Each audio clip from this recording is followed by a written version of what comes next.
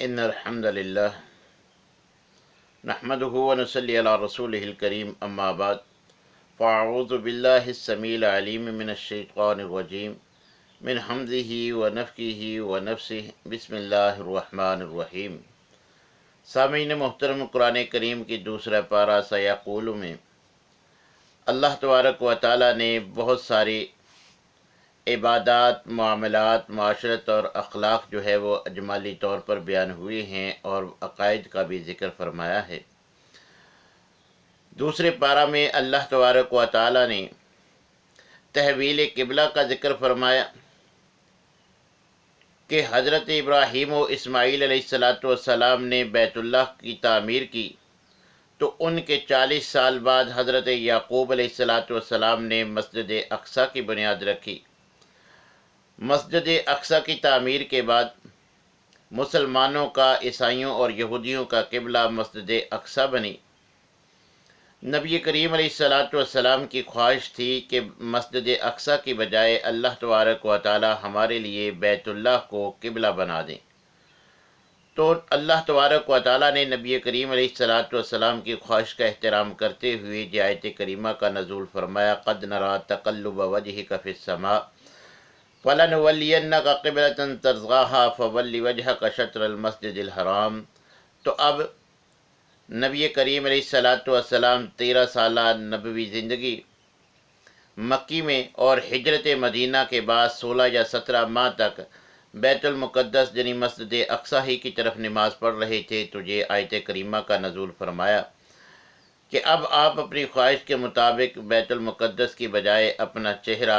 یعنی اپنا قبلہ جو ہے وہ مسجد حرام بیت اللہ کو بنا لیں۔ تو قبلہ کی تبدیلی میں صحابہ کرام کی نبی کریم علیہ السلام کی سنت کی اتباع، آپ کی پیروی، صحیح احادیث میں یہ واقعہ ہمیں ملتا ہے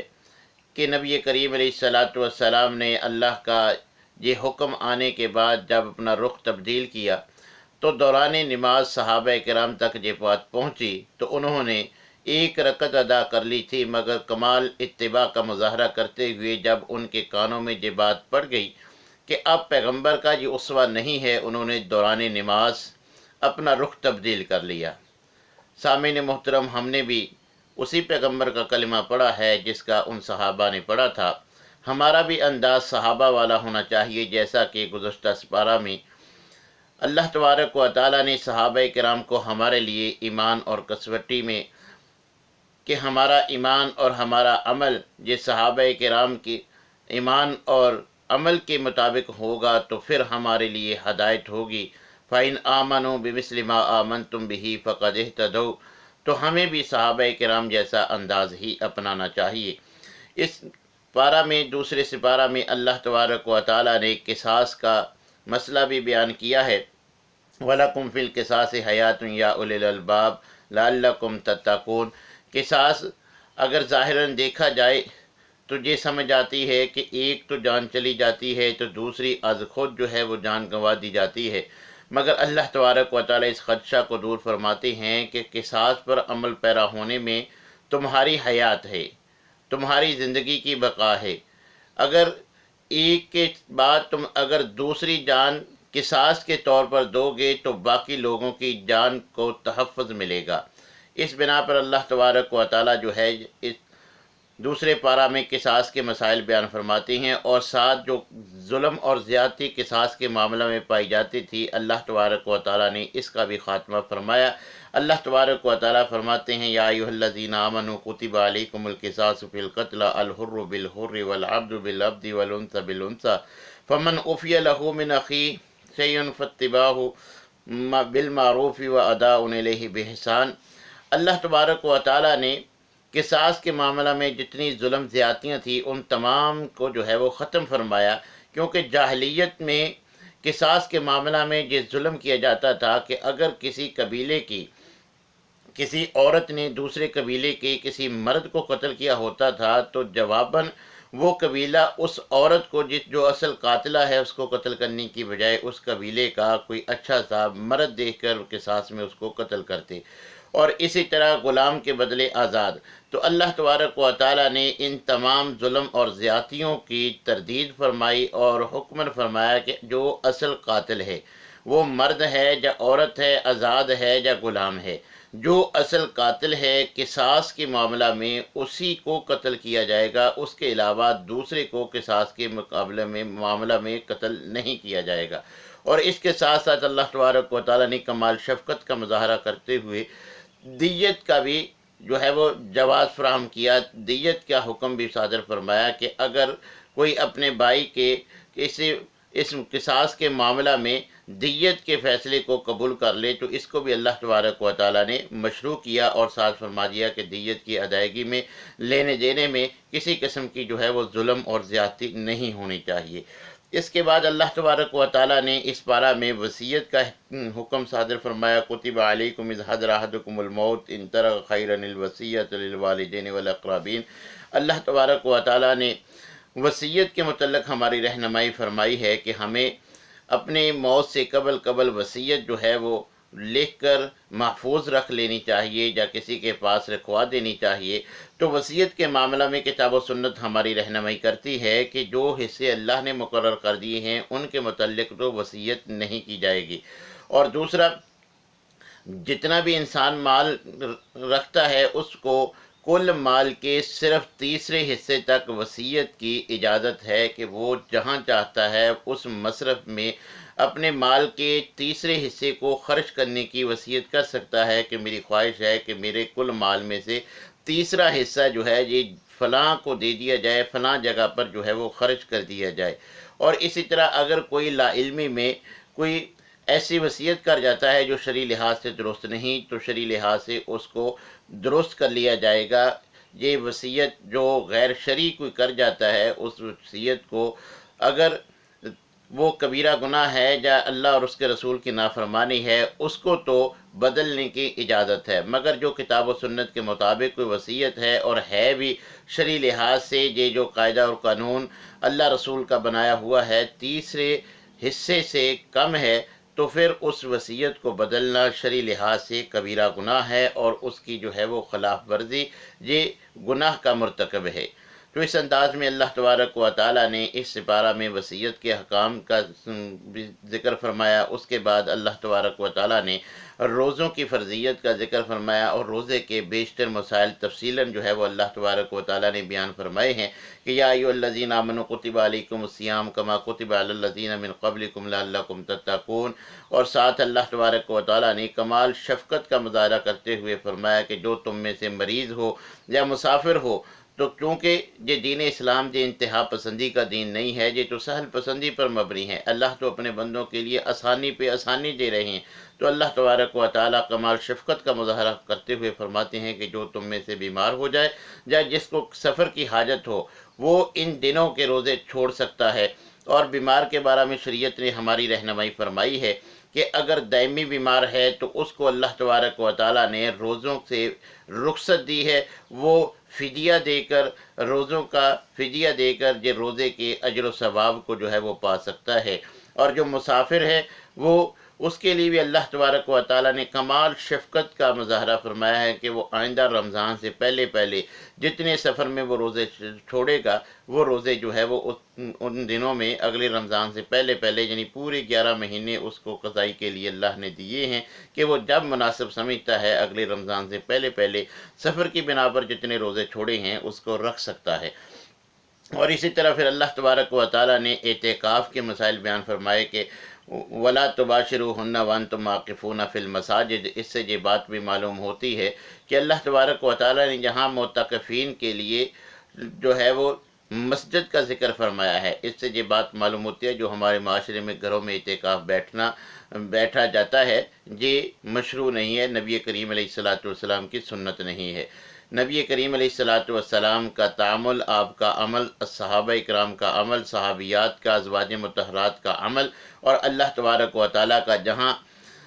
اعتکاف کے ساتھ مسجد کا ذکر فرمانا اس بات کا تقاضا کرتا ہے کہ جو سنت اعتکاف ہے وہ جامع مسجد کے ساتھ ہے، وہ مسجد کے ساتھ ہے۔ مسجد کے علاوہ گھر میں اعتکاف بیٹھنا یہ نفلی عبادت تو ہو سکتی ہے، مگر نبی کریم علیہ الصلوۃ والسلام کی سنت نہیں ہے۔ صحابہ کرام، صحابیات، ازواج مطہرات نے نبی کریم علیہ الصلوۃ والسلام کے ساتھ مسجد میں اعتکاف فرمایا تھا، لہٰذا جو سنت اعتکاف بیٹھنا چاہتے ہیں ان کو مسجد ہی میں اعتکاف بیٹھنا چاہیے۔ پھر اس کے بعد اللہ تبارک و تعالیٰ نے حج کی فرضیت کا ذکر فرمایا، تو جو صاحب استطاعت ہیں، اخراجات برداشت کر سکتی ہیں، ان کے لیے بیت اللہ کا حج زندگی میں ایک مرتبہ کرنا جو ہے وہ فرض ہے۔ جیسا کہ نبی کریم علیہ الصلوۃ والسلام سے پوچھ لیا گیا تھا کہ کیا ہر سال، نبی صلی اللہ علیہ وسلم نے فرمایا، خاموشی اختیار فرمائی، پھر بعد میں فرمایا کہ اگر میں 3 مرتبہ، صحابی نے پوچھا تھا کہ ہر سال، تو آپ نے خاموشی اختیار فرمائی، بعد میں فرمایا کہ اگر میں کہہ دیتا تو اللہ تبارک و تعالیٰ اسی کو مشروع قرار دے دیتے۔ تو زندگی میں ایک مرتبہ بیت اللہ کا حج کر لینے سے یہ حج کی فرضیت جو ہے وہ ساقط ہو جاتی ہے۔ تو حج کے معاملہ میں یہ بات ذہن میں پائی جاتی ہے ہمارے معاشرے میں کہ جو بلوغت سے پہلے حج کر لیتے ہیں، ماں باپ کے ساتھ چھوٹے بچے حج کے اوپر چلے جاتے ہیں، تو یہ بلوغت سے پہلے حج کر لینا یہ بھی بعد میں بالغ ہونے کے بعد حج کی فرضیت کا سبب بنتا ہے۔ اور اسی طرح بعض یہ سمجھتے ہیں کہ جو بالغ ہونے کے بعد، فرض ہونے کے بعد جن پر حج جو ہے وہ فرض ہوا ہے، اگر انہوں نے بلوغت سے پہلے ماں باپ کے ساتھ حج کر لیا تھا تو اب ان کو حج کرنا ضروری نہیں۔ یہ دونوں باتیں درست نہیں ہیں۔ بلوغت سے پہلے کیا ہوا حج یہ تقاضا نہیں کرتا کہ اب بالغ ہونے کے بعد استطاعت نہ ہو تب بھی، چونکہ پہلے کر لیا تھا، اب ان پہ حج کرنا فرض ہے، یہ کوئی شرعی مسئلہ نہیں ہے۔ چھوٹے بچے جب بالغ ہو جائیں گے، اگر ان کے اوپر استطاعت ہوگی تو ان پر حج فرض ہوگا، اگر استطاعت نہیں ہوگی تو قبل بلوغت حج کر لینے کی وجہ سے ان پہ حج فرض نہیں ہوگا۔ اسی طرح جو بالغ ہونے کے بعد جن کو استطاعت تک پہنچتے ہیں ان پر حج فرض ہے، جو پہلے بلوغت سے کیا ہوا ہے اس سے ان کی جو ہے وہ فرضیت ساقط نہیں ہوگی۔ اس کے بعد اللہ تبارک و تعالیٰ نے انفاق فی سبیل اللہ کا ذکر فرمایا، یسألونک ماذا ینفقون قل ما انفقتم من خیر فللوالدین والاقربین والیتامی والمساکین۔ اللہ تبارک و تعالیٰ نے نبی کریم علیہ الصلوۃ والسلام سے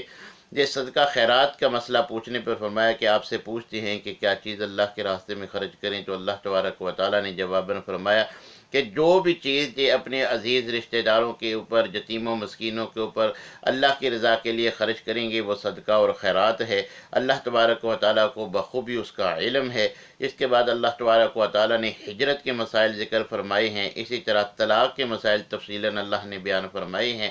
الطلاق مرتان فامساک بمعروف اور تسریح باحسان، ہمارے معاشرے میں پائے جانے والے ایک اہم شبے کا اللہ تبارک و تعالیٰ نے اس آیت کریمہ میں ازالہ فرما دیا ہے۔ ہمارے جیسا معاشرہ میں سمجھا جاتا ہے کہ ایک ہی مرتبہ اگر ایک سے زائد مرتبہ طلاق کا لفظ استعمال کر لیا جائے تو جتنی مرتبہ لفظ طلاق استعمال ہوگا اتنی طلاقیں ہو جائیں گی۔ اللہ تبارک و تعالیٰ اس کا رد فرماتے ہوئے فرماتے ہیں طلاق مرتان، کہ طلاق 2 دفعہ ہے،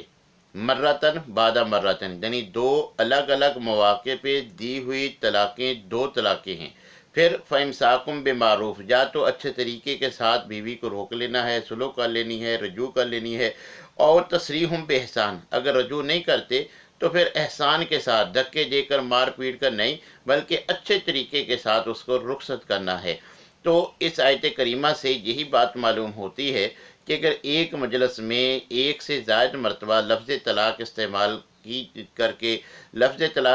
کر کے طلاق دی جائے تو وہ ایک ہی رجعی طلاق واقع ہوتی ہے، کیونکہ کتاب و سنت کے دیگر دلائل سے اور نبی کریم علیہ الصلوۃ والسلام کی زندگی میں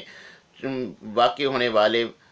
واقعات سے یہی بات معلوم ہوتی ہے، اور انسان کو شرعی لحاظ سے ایک وقت میں ایک ہی طلاق کا جو ہے وہ آپشن ہوتا ہے۔ اور ویسے بھی عقلی لحاظ سے جب دیکھیں کہ جب انسان نے ایک مرتبہ طلاق دے دی تو وہ بیوی مطلقہ ہے، اب وہ اس کے نکاح میں لڑک چکی ہے۔ اب جو ایک مرتبہ طلاق دینے کے بعد دوسری طلاق کہی جاتی ہے وہ مطلقہ کو ہوتی ہے، منکوحہ کو نہیں۔ یا تو ایک طلاق دے کے اس کو رجوع کرنے کے بعد کہی گئی ہو پھر تو دوسری طلاق ہوگی۔ عقل بھی اس بات کا تقاضا کرتی ہے کہ ایک مرتبہ طلاق دینے سے جب وہ مطلقہ ہو گئی تو بعد میں جتنے بھی بار اس کو طلاق کہی گئی ہے وہ مرے کو مارنے والی بات ہے۔ ایک ہی مرتبہ جب لفظ طلاق استعمال کرنے سے طلاق ہو جاتی ہے وہ مطلقہ ہو جاتی ہے۔ تو اس کے بعد اللہ تبارک و تعالیٰ نے مطلقہ کی عدت کا بھی ذکر فرمایا ہے کہ والمطلقات یتربصن بانفسہن ثلاثۃ قروء، کہ جن کو طلاق مل جائے وہ 3 حیض تک انتظار کریں۔ شرعی لحاظ سے عورت کی حالت مختلف ہونے سے عدت کے احکام بھی مختلف ہیں۔ مطلقہ ہو یا بیوہ، اگر عورت حاملہ ہے تو اس کی عدت شرعی لحاظ سے وضع حمل ہے، اور اگر مطلقہ ہے حاملہ نہیں ہے تو اس کی عدت اس آیت کریمہ میں اللہ تبارک و تعالیٰ نے 3 حیض قرار دی ہے، یعنی طلاق جس دن ملی ہے اس کے بعد ایک مرتبہ حیض آئے گا ختم ہوگا، پھر دوسری مرتبہ آئے گا ختم ہو جائے گا، تیسری مرتبہ جس دن ایام شروع ہوں گے مطلقہ کی عدت ختم ہو جائے گی۔ تیسری حیض کے آغاز سے مطلقہ کی عدت ختم ہو جاتی ہے۔ ہاں اگر کوئی ایسی عورت ہے جس کو اب یہ معاملہ نہیں ہوتا تو اس کے لیے شرعی لحاظ سے عدت 3 ماہ ہیں،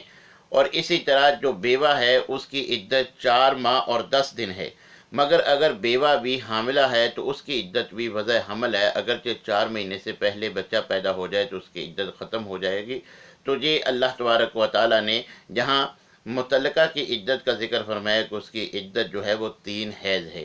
تو اس لیے ہمیں بھی کتاب و سنت کی اتباع کرتے ہوئے